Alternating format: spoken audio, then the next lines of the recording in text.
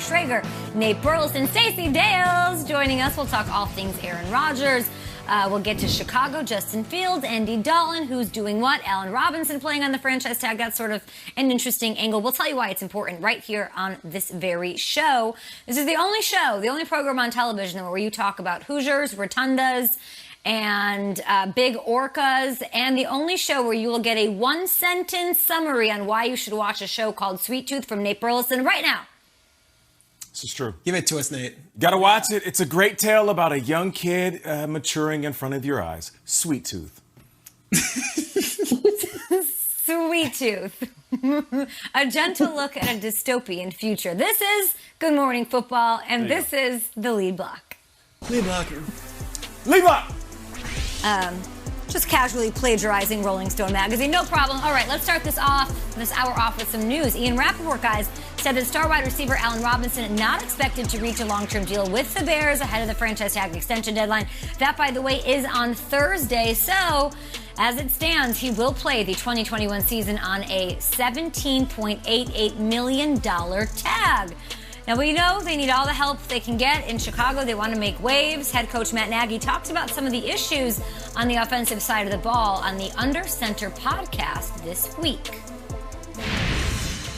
We've put together, Ryan Pace has done such an amazing job of building the last 3 years this roster that we have. We have a lot of depth. And so now to be able to have the time to put it together, we feel like we're going to have a great opportunity offensively to do what we need to do. And the time is now. We know that. And we're looking forward to it. So that's why you can't live in the past, and that's not what we're going to do. I refuse to allow that to happen. And this is a new season, and so we got a fresh start. So let's see what we can do with it. Stacey, we asked you about Justin Fields, Andy Dalton. You were very adamant saying, well, from Matt Nagy, Andy Dalton's the quarterback one, and then we'll see what happens. Do the Bears need Justin Fields to be successful in order for this offense to be successful in 2021? Well, Kay, I would answer that by saying it depends on how you define success, because Andy Dalton is the starter. I mean, this has not been some secret this entire offseason, and Matt Nagy's been pressed on it over and over again. In fact, he's been asked, will Justin Fields start if he has a better training camp in week 1 against the Rams over Andy Dalton? And flat out, Nagy said no. The reality is this offense has struggled over the past couple of seasons. I believe 22nd ranked last season in terms of points per game. And you see the numbers, folks, right there. 26th in total yards per game and 22nd in passing yards. The turnovers happen. Here's what they need to happen. They need to build on the identity that they established last season with David Montgomery on the ground, over 1,000 yards. Tariq Cohen needs to be healthy coming off the injury. And I think the success measurement for me for Justin Fields is how rapidly he can learn to take the play calls through training camp and process them and speak them, as Nagy calls it, to his teammates. Okay. So he didn't do that at Ohio State, guys. He didn't get those play calls into his earpiece and then have to relay that information. That's a whole different thing he's working with, and he's talked about it. So he has to learn rapidly, and he has to be ready to go when his number is called. Whether that is early in the year remains to be seen. It depends on, I think, how good Andy Dalton performs. We'll see what the plan is, but the Bears have to be better offensively, and they know it. Stacey, what's your dog's name? It's adorable behind you. What's the dog's name? That's Blue Bear. That is Blue Bear. What's it? Hi. Blue Bear? Blue Bear. Blue Bear, yes. Adorable. Really excited today, Greggs. Good morning, Blue Bear. Get your nap in. I love this Bears team right now because they're so intriguing. What is so fascinating, though, is this question. And to Stacey's point, Andy Dalton's the starter. I don't know if Andy's throwing the ball 30 times or if it's Justin Fields throwing the ball 30 times that the Bears are winning many games, because that's not their offense. Their offense is based on the guy behind them, David Montgomery. That's their bread and butter, and they expect him to get 20 carries a game, and he's going to have a big year. But it's not just going to be Fields/Dalton or Montgomery. Like, other guys need to step up. We know Allen Robinson is a star and is going to be paid like one, either by the Bears or someone else on the open market next year. But what about the other guys? I'm looking at Darnell Mooney, a 5th-round pick out of Tulane, who showed so many flashes last year, but still did not develop into the guy that you're like, all right, he's definitely number 2. This was a move he put on Jalen Ramsey that I've shown on this show probably 30 times. Watch him up top and what he does to Jalen, who's widely considered the best cover corner in football. It's a double move that has everyone in Chicago so excited because that is what he can bring. Now, wasn't it complete? It wasn't a great pass. It wasn't a great situation that night. They lost. That doesn't matter. Mooney's just one of the 2. The other rookie from last year who I think has to step up was a 2nd-round pick, Cole Kmet, tight end. You don't draft a tight end in the 2nd round to be just a guy who picks up 3 yards here and there and blocks on the run game. No, you draft a tight end to be a difference maker.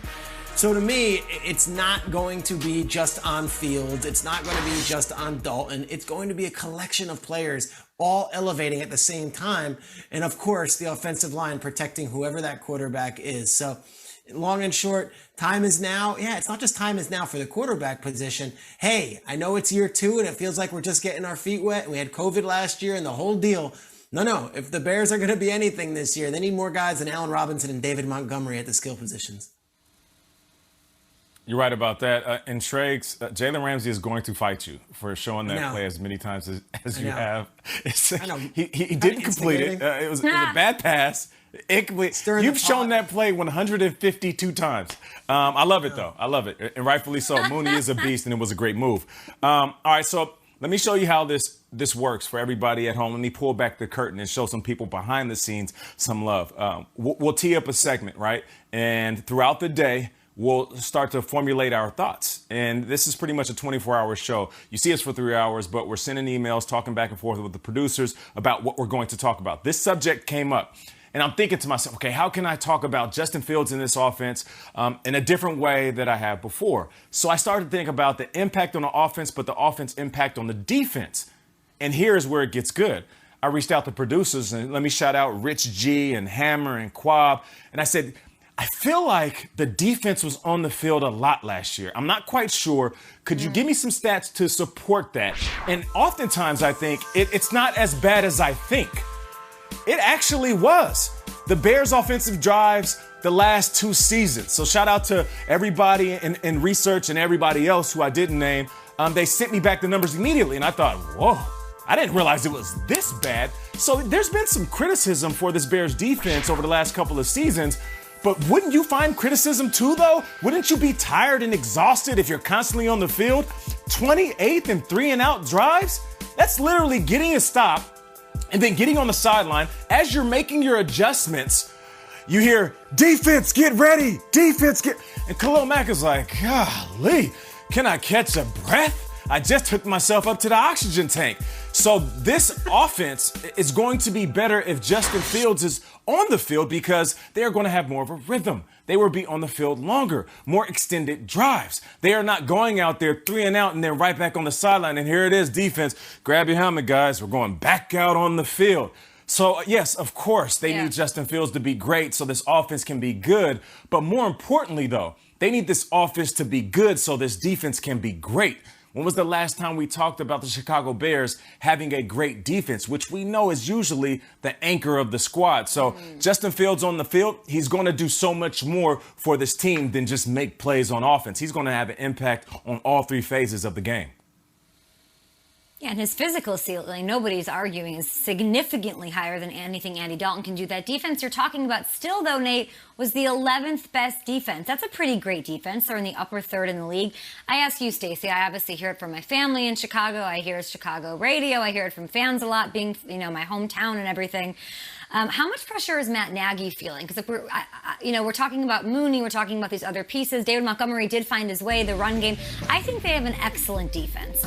I think that maybe the rest of the team doesn't get the respect that they deserve. I mean, and Matt Nagy, I hear a lot of questioning him.